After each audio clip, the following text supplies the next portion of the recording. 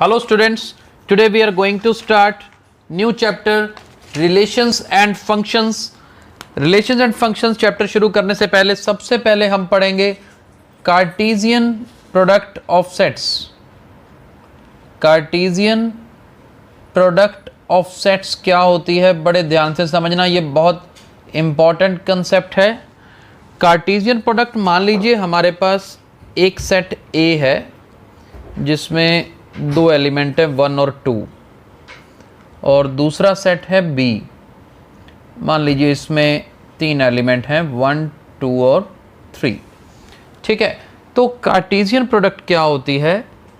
A cross B, यानी कि A और B सेट की प्रोडक्ट. देखिए ध्यान से देखिएगा, ऑर्डर्ड पेयर में हमें एलिमेंट्स को लिखना है. जैसे इस 1 के साथ इन तीनों को लिखना है. पहले कैसे? पहले ये 1, फिर उसके साथ फर्स्ट वाला 1 लिखा, देन फिर ये 1 के साथ 2 को, फिर 1 के साथ 3 को. ठीक है, तीन एलिमेंट्स हमारे ये बने. इसके बाद 2 की टर्न आएगी, 2 के साथ इस 1 को, फिर 2 के साथ इस नेक्स्ट 2 को, और देन फिर 2 के साथ 3 को. तो इस तरह से कार्टेशियन प्रोडक्ट लिखी जाती है. अब देखो A और B की क्रॉस प्रोडक्ट लिखी, हमने कार्टेशियन प्रोडक्ट लिखी. अगर हमें B क्रॉस A लिखना हो तो B क्रॉस A क्या होगा? उल्टा होगा. यानी कि ये सेट पहले काउंट होंगी ये एलिमेंट्स, इस 1 के साथ इन दोनों को लिखेंगे, यानी कि 1 के साथ 1 और 1 के साथ 2. इसके बाद इस 2 के साथ इन दोनों को लिखेंगे, यानी कि 2 के साथ 1, 2 के साथ 2, फिर इस 3 के साथ दोनों को लिखेंगे. राइट. अब देखो हमने A क्रॉस B भी लिखा, B क्रॉस A भी लिखा. क्या ये दोनों इक्वल हैं? बिल्कुल नहीं.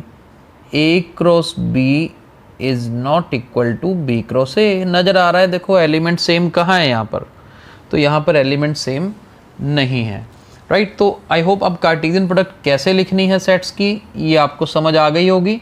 अभी मैं एक क्वेश्चन करवा रहा हूँ, बड़े ध्यान से देखिएगा. मान लीजिए हमारे पास A क्रॉस B की वैल्यू गिवन है.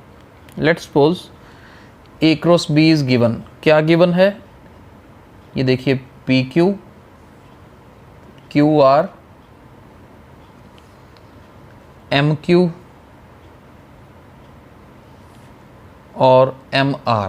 लेट्स सपोज ये हमारे पास A क्रॉस B की वैल्यू गिवन है, और क्वेश्चन आ जाता है कि जी फाइंड A एंड B.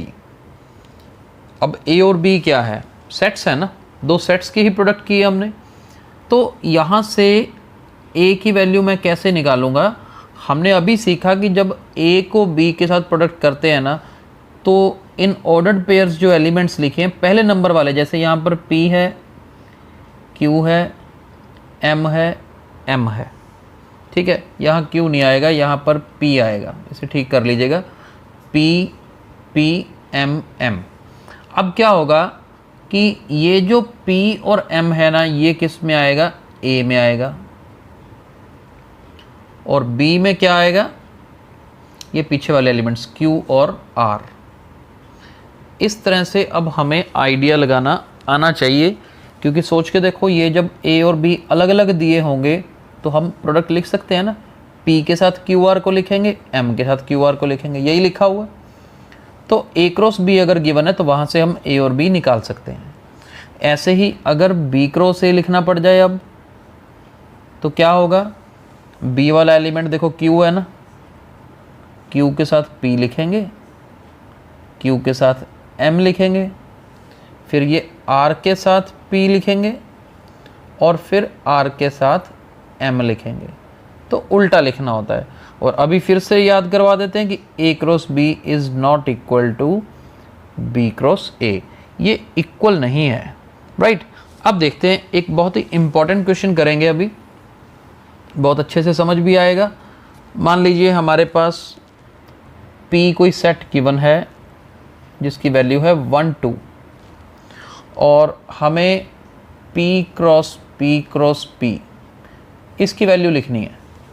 तो बहुत ध्यान से देखना, आप बुक्स में देखोगे सीधा ही इसकी वैल्यू लिखी होती है, जिसको समझने में कन्फ्यूज़न भी होती है। हम स्टेप बाय स्टेप करेंगे। सबसे पहले P क्रॉस P लिखते हैं। P क्रॉस P मतलब P की वैल्यू फिल कर दो, ये देखो, यानी कि इसे हमने सॉल्व करना है। ये हमने सीखा अभी अभी क्या कि पहले 1 के साथ इन दोनों को लिखेंगे, 1 के साथ 1, 1 के साथ 2, फिर इस 2 के साथ दोनों को लिखना है, 2 के साथ 1, 2 के साथ 2। तो ये हो गया P क्रॉस P की वैल्यू। लेकिन हमें तो P क्रॉस P निकालना है। इसका मतलब ये सारी तो टर्म्स हमारे पास हैं ही। मैं फिर से लिख रहा हूँ, यहाँ पर वैल्यू फिल कर रहे हैं P क्रॉस P की,